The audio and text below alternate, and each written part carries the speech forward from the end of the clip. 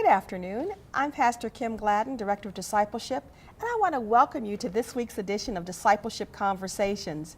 If you're just tuning in, we have a special conversation today on global discipleship, and we'll be focusing on Mexico.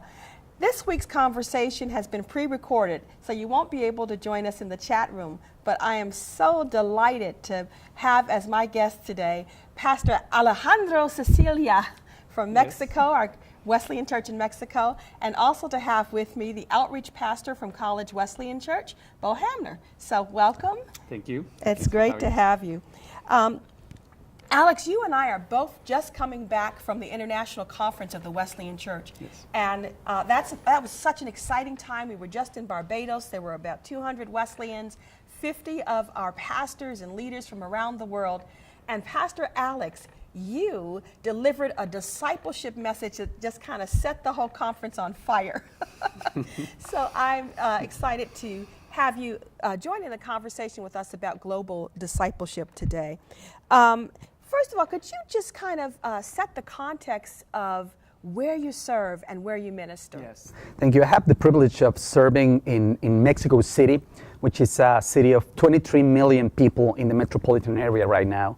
We have been serving there for 22 years, my wife and my two sons, and essentially trying to help people in the city know Jesus, but not just in a way in which it will be a minimum impact in their life, but actually the whole impact on the whole of their lives. That's our goal there, to make disciples in Mexico City and to essentially release them so they can fulfill God's mission in their life. One of the things that, first of all, I'm trying to get my mind around 23 yes, million. It's hard. Yes. Wow, that just, when we talk about a large context, when we think of a place that large, but what are some of the challenges that when we think of a city that complex and that many people, and you're trying to think about discipleship, what are some of the challenges that as you began your ministry, you began to see and began to emerge? We have I will say, the normal challenges any kind of city has of that size.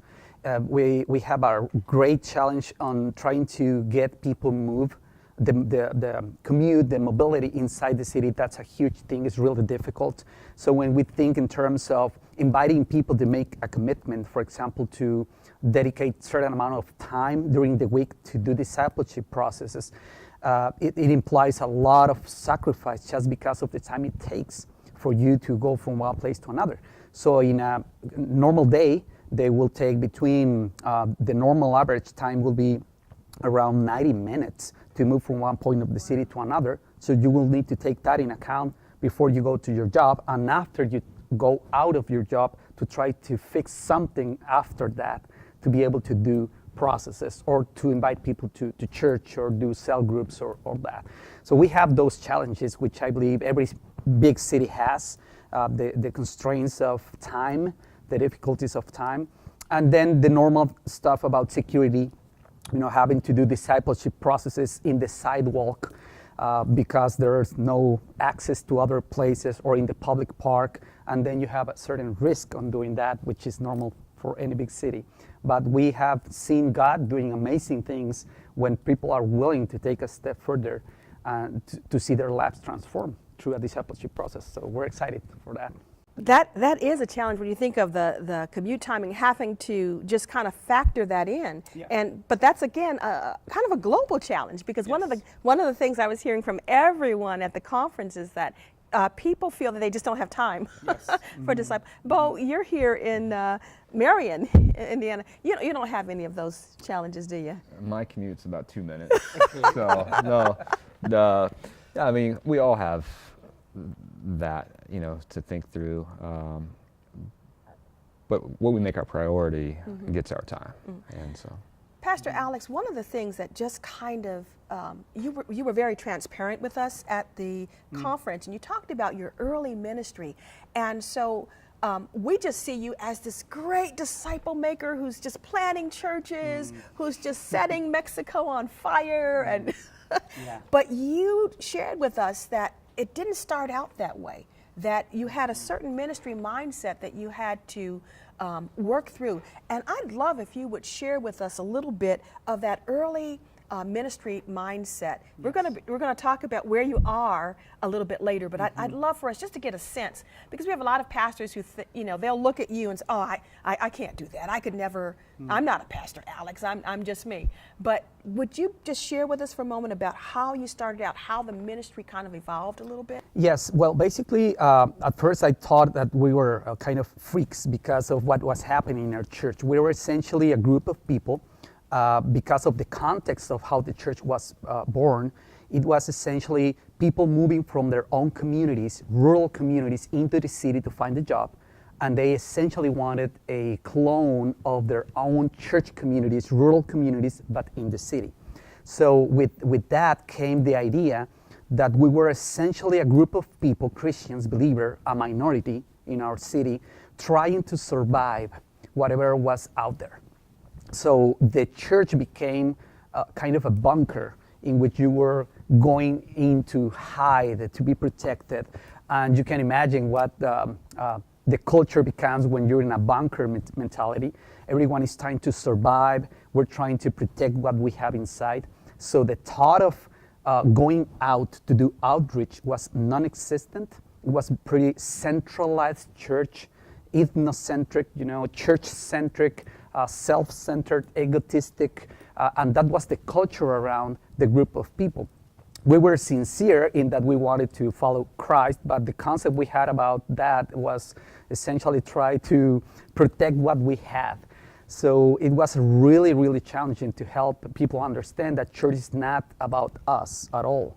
We go there to know Jesus, to be challenged, to learn what it means to be a disciple, but it was really, really difficult to help church understand that. So yeah, we were in a situation in which, because we thought that we were the center of even God's love, which in a sense it's true, He loves us, but because of that, you can imagine the kind of biases that were existent in that context. Really difficult to help the church look outside. So what we first began to do is help the church understand that the Bible, not our traditions or even our heritage, is more important than what the Bible said. So we began to teach and preach the Bible in an expository way, and we began slowly but surely to begin to see a turn in that mindset. It was really slow. It took a long time, but we eventually began to understand that we were there not because of us, but because of those 23 million people that God has in His heart already, and the nations that were not even in our radar in that situation at that time. Yes. When you said that, it just reminded me of in what we call the Great Migration that happened here in the U.S., where African Americans were coming to the north, from the south to the north, for jobs and for employment opportunities. And they began to set up little church communities that they wanted to reflect their church. I just found a resonance. They wanted to reflect their church in the South. And sometimes they'd bring their pastor, like whole village, towns would come, and they bring their pastor and set up little churches and to do that same sort of thing. And it just kind of, when you said that, it kind of resonated, because there does come a certain a sense of, this is my safe place. Yes. This is my place where I'm affirmed. Yes. And whatever's the other indignities that are happening to me when I come into this safe place, I'm affirmed. And so not intentionally, but an inward focus. Yes. An inward focus. Yes. But something happened that kind of pushed you out. So in your heart, you were talking about a transition. You were trying to teach the people, and how were you trying to do that? Because there are people who have churches where we're not in Mexico City, but there's still that mentality that, hey, church is about us being comfortable, our safe place, our place where we just kind of regroup. Yes. So how did you begin to teach a change, and then what led you to, what was the kind of the event that just kind of led you to? Well, I will say that was a process, and I also want to be really open about it, because that was a mentality that existed in the church, but it was reinforced by the pastor, by myself, because I was educated in that model. I was trained to preserve that model. I am the pastor of that community that needs to be taken care of, which is true in many ways, but that's not the aim of that group. The aim of that group is to be a light in darkness. Instead of getting all the candles in one place, we needed to be outside. So the first part of that process began with me as a pastor of that church. Essentially, what I call a holy dissatisfaction of how things were. And the fact that the ministry model we had, centered in events, was not producing mature believers in Christ. I have referred to that about making the numbers of how many sermons, Bible studies, conferences, congress, camping, retreats we did. And after a year of intense activity, you go to the end of the year and realize that, I say this with a lot of love, but essentially we all were the same, just with more knowledge, which make us thought that we were more mature, but that wasn't the case. We did have more truth, but it wasn't applied in changing our lives. So that began as a crisis in my case to what am I doing as a pastor of a church, doing all these activities. It was all about activities, events, experiences, but at the end of the year, the change was, you could see some change, but I could confess that we were not producing disciples. So with that came a lot of things that needed to be changed, but in my opinion, that needs to start with the pastor. Having a realization that what I am doing may not be the best way of producing disciples. So it's a really personal thing. It's the Lord dealing with your heart about what are you doing. And then when that happens, you're fully committed to do whatever it takes with love, with care, to see that transformation. But I have seen brothers of mine trying to do that transformation without that taking place in their own hearts. So that begins a problem, right? As the leader, so goes the church. And I think I just want to stop there for a moment, because you are saying that you as the pastor had to make a transformation. Yes. So something happened in your own heart. And I think that's so important. And I thank you for just saying that, for just putting it on the table, that because as pastors, sometimes that's a hard thing for us to look at our churches and say, you know what? I might be part of the problem. And so this whole concept of coming to the realization that...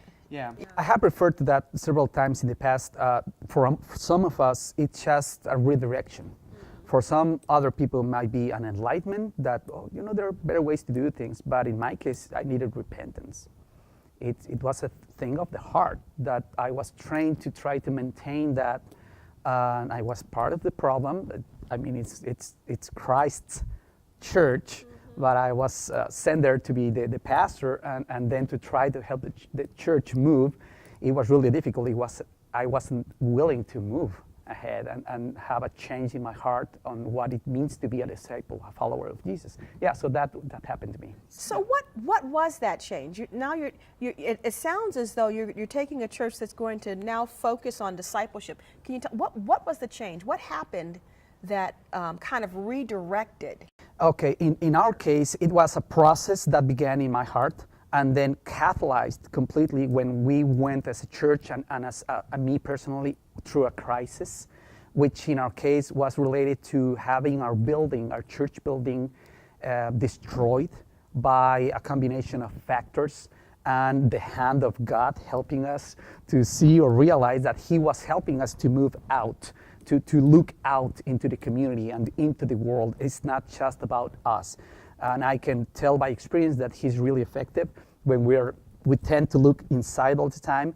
And He wanted us to look outside, so He led us really lovingly but painfully through a crisis, me personally and with the church that was in the moment at that moment, to understand that. So we essentially end up without a building, which we were really focused on before, and it was destroyed. So we needed to meet in a public park for 2.5 years.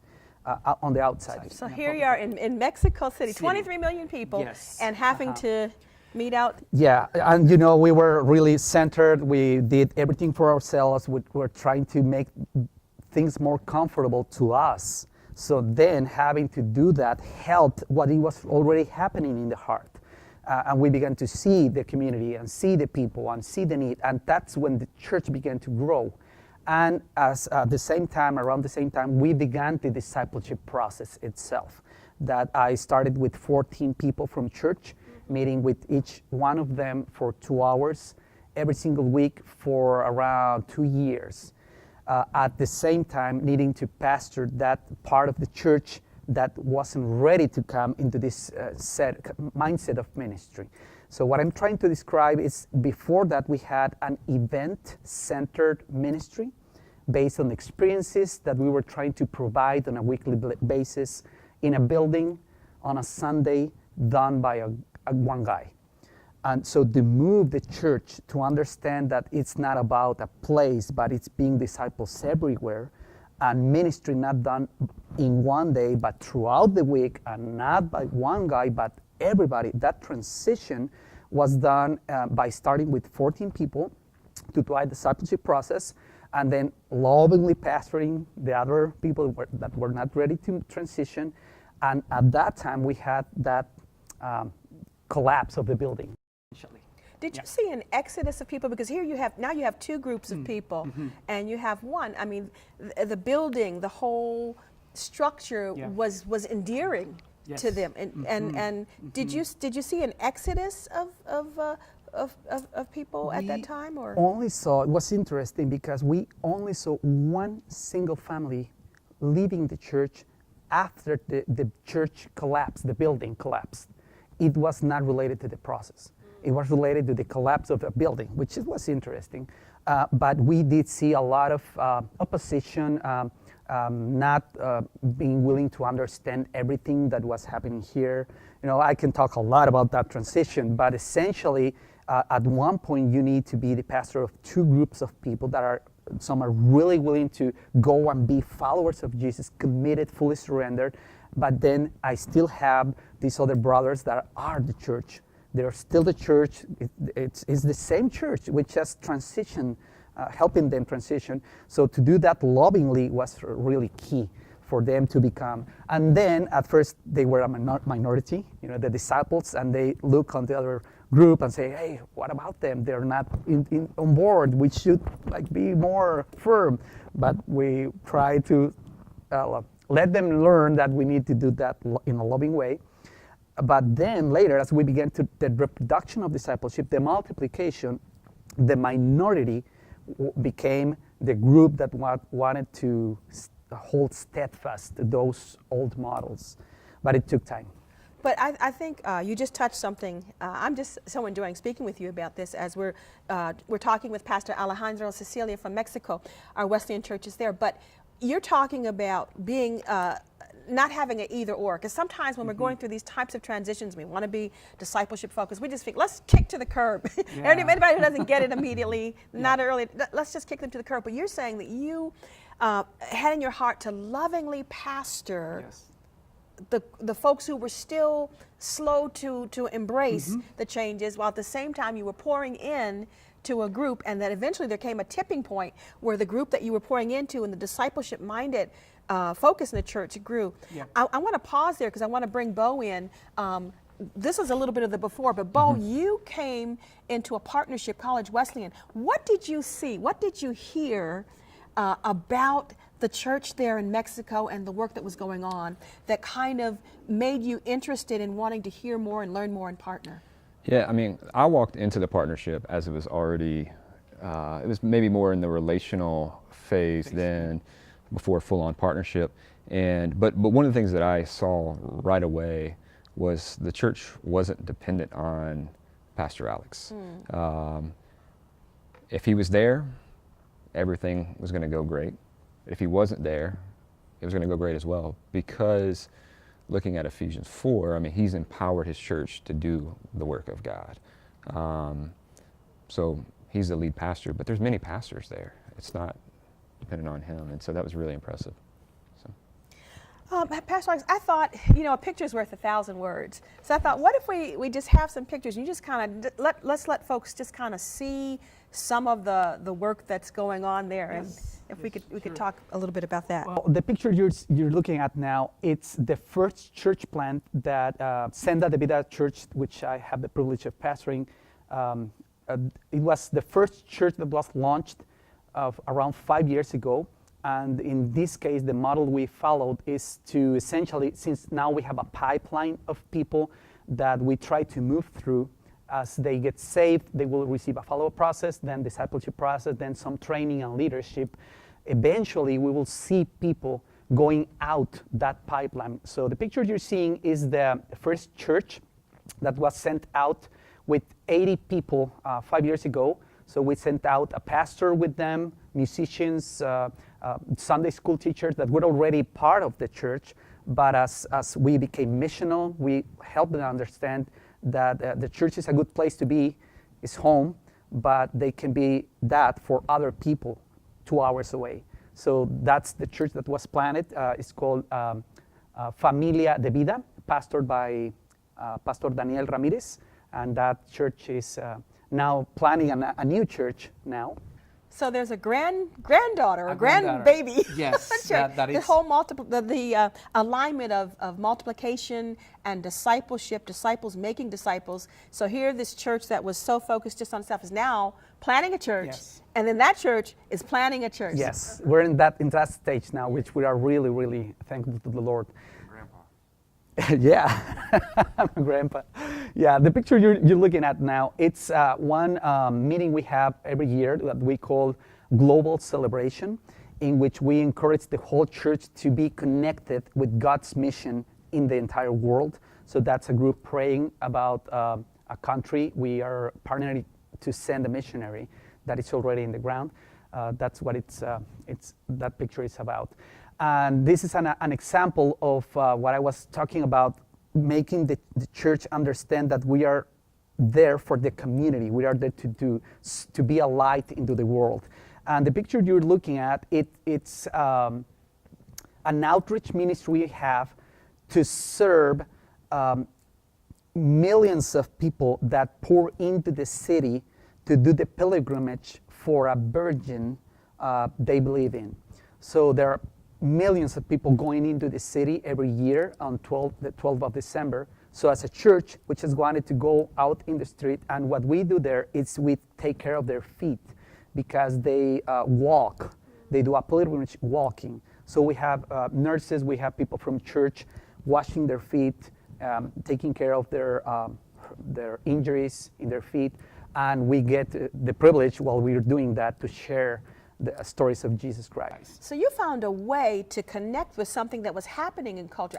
There's so much wisdom, Pastor Alex, in what you're doing and how you've progressed through this. But you found a way. Some would say, "Hey, this is in competition to what we're doing." But you found a way to enter in and bring a Christ posture to something that was already in the culture, Yes. and use it as an entrance to sharing the gospel. Yes, because what we want to do is we want to share God's love.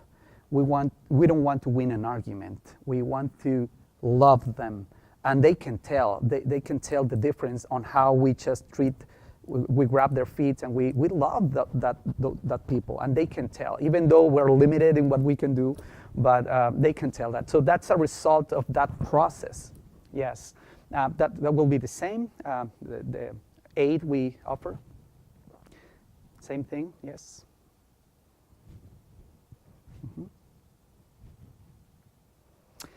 This will be another meeting of the Global Celebration, and what you see happening there is that as you see tables and people gather around those tables, they each have a missionary or someone connected to a partnership we have on any kind of outreach ministries. So in that one table, you may have someone from Central Asia talking about his or her project, and then someone talking about Bible translation.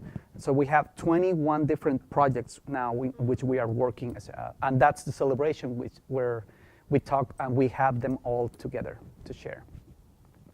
That will be the core group of people for the new church plant of Familia de Vida.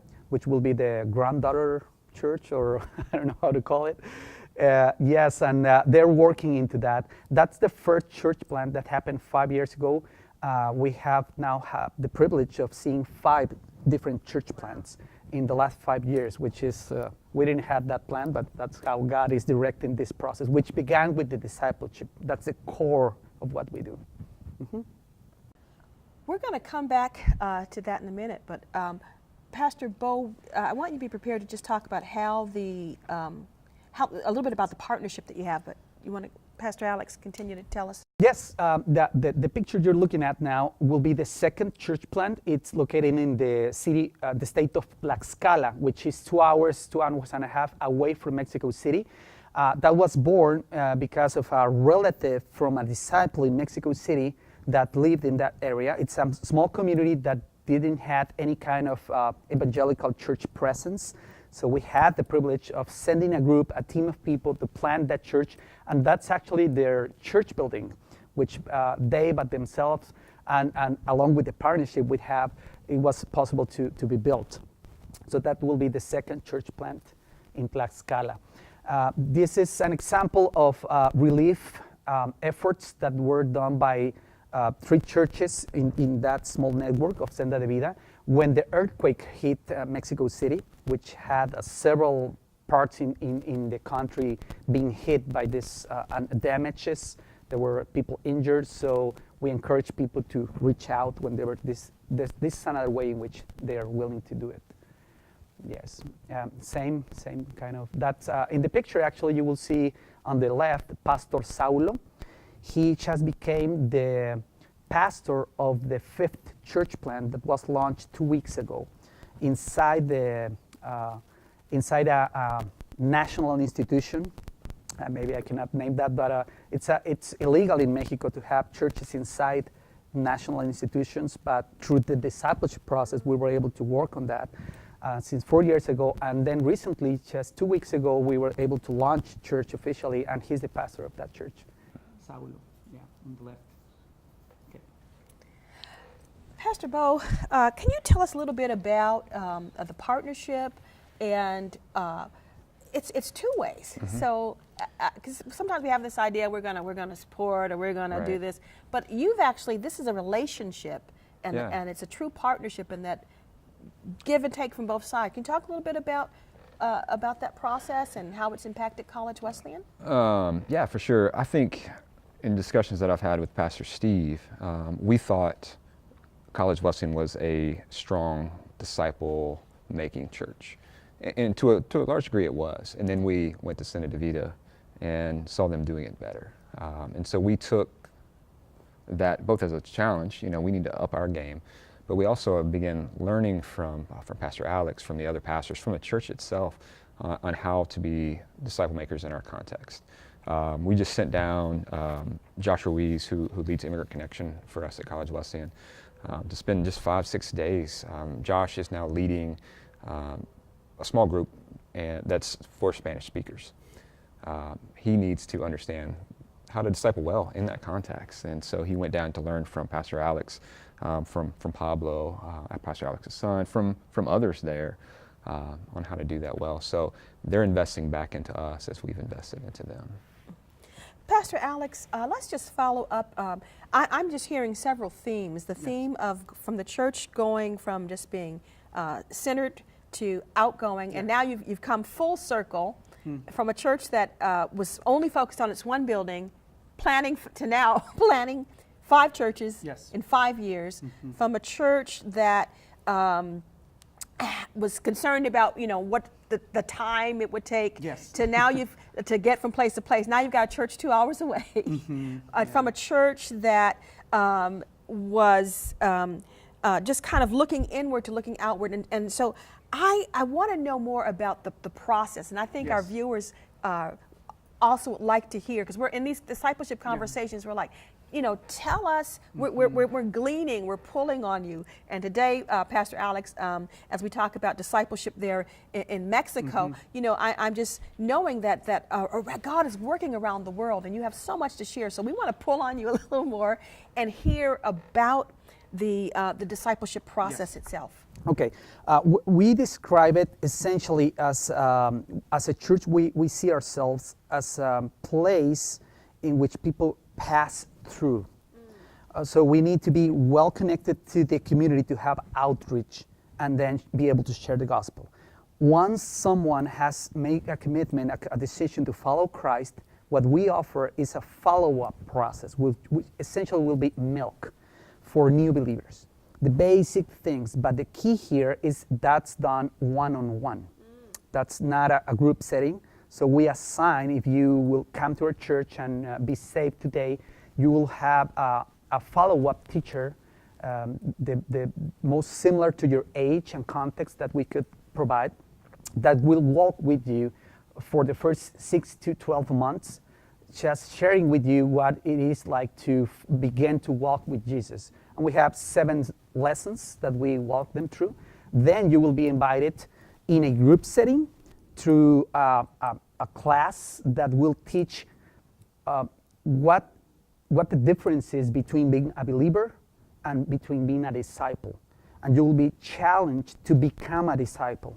After that class, if you decide to engage in that process, you will be then again assigned another discipleship teacher, one-on-one, that will walk with you between 16 to 24 months on that process of what we call the discipleship process, which is comprised of 18 lessons, but it's focused on the attitudes of the heart. And it's done through our personal relationship in that structure. So it's not about the lessons, it's not about the material or the curriculum, it's about our relationship in which I try to transfer my maturity to you, which it's something spiritual, it's something supernatural. I cannot grab discipleship and make it into a formula. You know, we do have a structure, we do have materials, but it's something more relational that happens throughout a long time relationship in which I try to shape some other people's hearts. So essentially we have a follow-up process for new believers, then the discipleship process, and then after that comes level 2 discipleship and now leadership training. So we have that pipeline. Wow. So this, you know, one of the things that I'm hearing as when we think about discipleship, sometimes I think, oh, it's one and done or quick or take this class. Oh, yeah. No, you're talking and describing to us a process that where you're actually investing time, you're investing relation. So this is not. It calls for some supreme intentionality. Yes. So the person has to commit, and where folks who are doing the discipling. Are you training them, and that's something that you can have that many people who would come forward and want to be the disciplers also. Talk Oh, the thing here is that before we changed that model, the example was set before people. It was, you essentially are a believer, okay, you need to come to church, and that was it. You need to cut your hair a certain way, dress a certain way, and then you're done. You are, for the rest of your life, try to maintain that and reject anything that it's a threat to that. But since now, people that are getting into church, we now have the process, the bar is set in a different way. So it's normal now for them to, oh, so you're a follower of Jesus, you need to talk to him every day. And he will talk to you every day through scripture.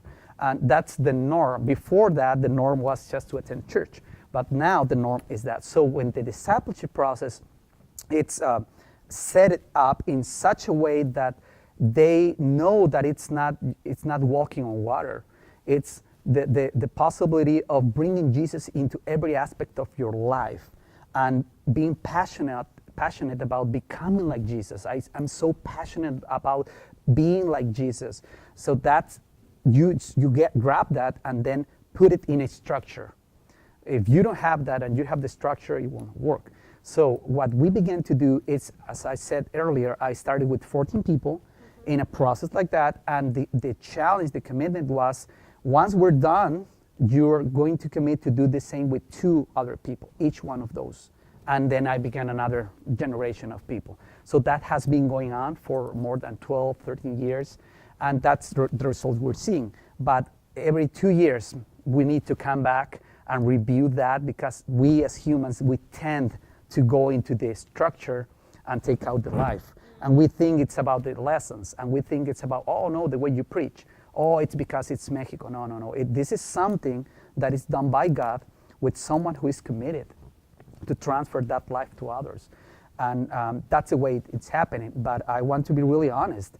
It's not pretty. It's not easy. It's not fast.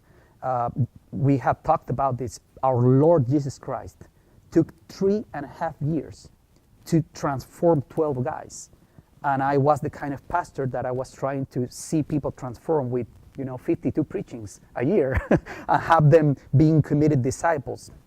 So that's the difference in how we see, even theologically, Kim, how we see God transforming people. So if I will go to the streets in Mexico and have a drug dealer, I want him to become a fully committed disciple of Christ. In the older model, I will take him to church on Sunday to hear my preaching. In this discipleship model, I'm committed to this guy for maybe 3 years, 4 years, 5 years, until that transformation happens. So that was the change I was talking about. It takes a change of heart as a pastor to be committed to do this. But if we do that, we will have a guarantee or more results in that he will be committed to do the same with some other people.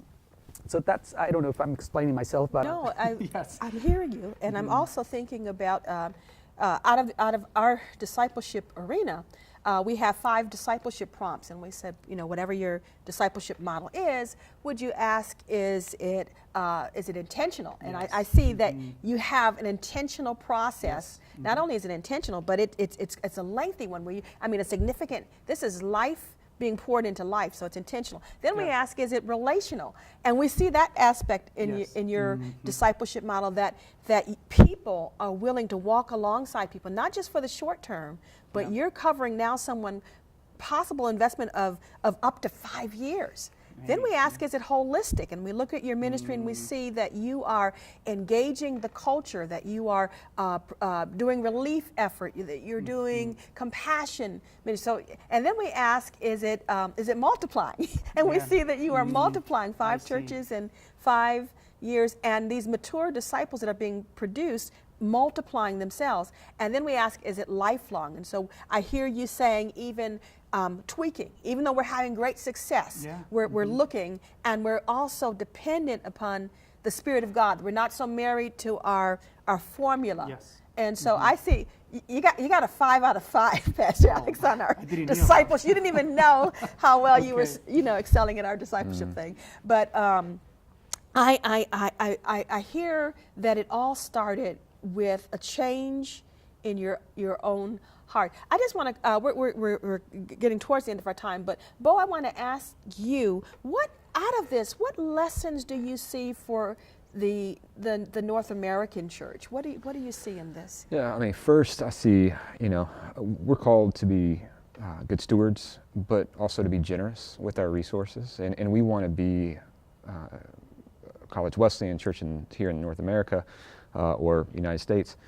We need to be generous with the global church, but we need to do so in a way that we position ourselves to also receive. And I think that's a shift that needs to take place is, yes, God has blessed us with a lot of things, but we don't have it all. And at the same time, we recognize that when we're in these cross-cultural relationships, because Alex and others are made in God's image, I need Pastor Alex in my life, with his different backgrounds, his differences, to better understand who God is. If he's made in God's image and he's different than me, I need that difference in my life somehow. So I need the relationship. And I think the third thing is these kind of things can't be just about Alex and I leading the partnership. We have to get all of our church on both sides involved to really strengthen it.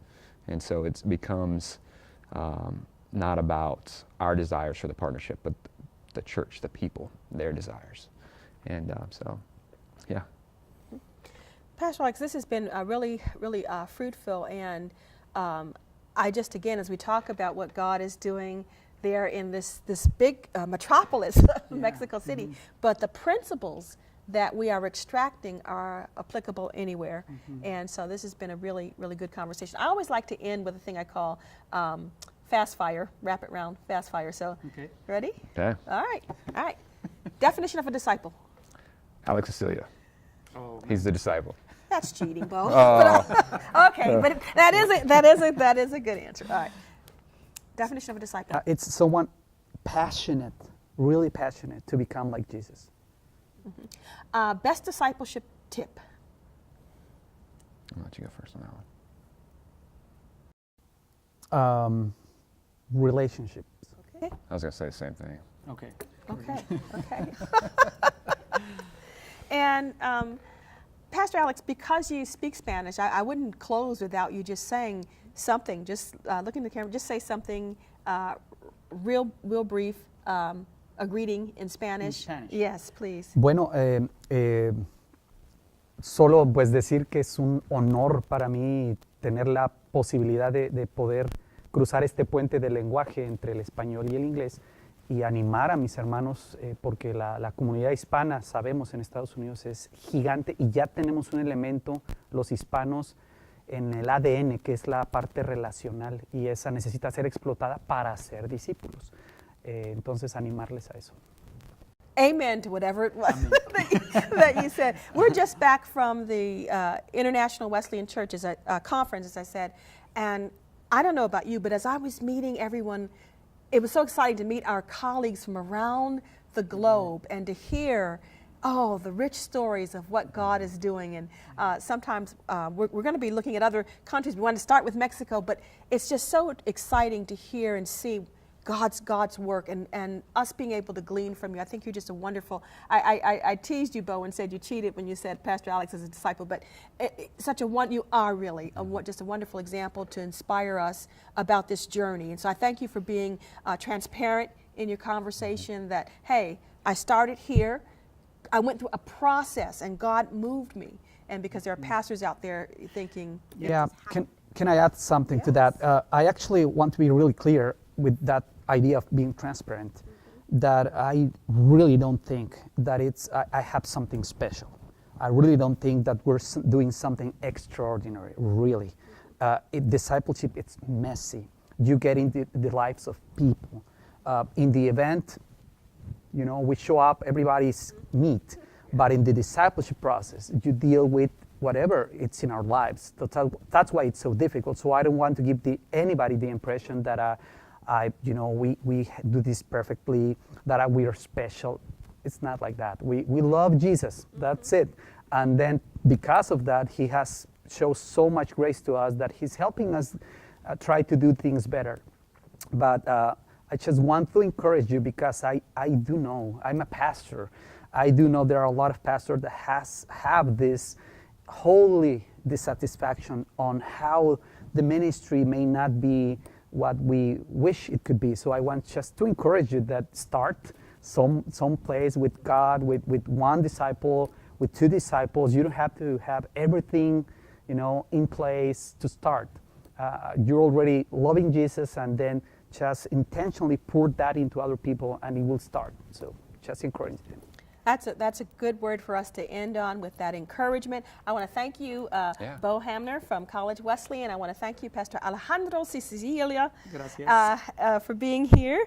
And I just want to thank those of you who are listening. Again, today's conversation was pre-recorded due to scheduling, but we want you to know that you can continue to be in conversation with the discipleship group through our discipleship collaborative. I want to just mention something here at the end as we close. On June 24th, we have our Amplified Discipleship Shoulder Day, which is going to be in Wheaton, Illinois.